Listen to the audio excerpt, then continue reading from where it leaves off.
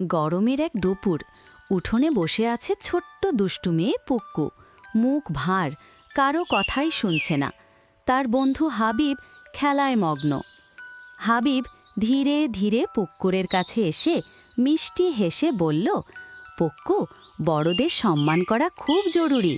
আমাদের প্রিয় নবীজি সাল্লাল্লাহু আলাইহি ওয়াসাল্লাম বলেছেন, যে ছোটদের প্রতি দয়া করে না আর বড়দের সম্মান করে না, সে আমাদের দলভুক্ত নয়। পুক্কু অবাক হয়ে তাকালো, চোখ বড় বড় করে।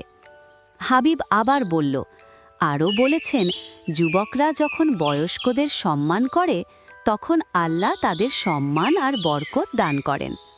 পুক্কুর চোখ ধীরে ধীরে নরম হয়ে এলো। সে মাথা নিচু করল। হাবিব তার কাঁধে হাত রাখল, সান্ত্বনার হাসি দিল। তখন পুক্কু নরম স্বরে বলল, হাবিব, আমি ভুল করেছি। আজ থেকে আমি বড়দের কথা শুনব, সম্মান করব আর ছোটদেরও ভালোবাসব। হাবিব খুশি হয়ে বলল, এই তো আসল শিক্ষা পুক্কু।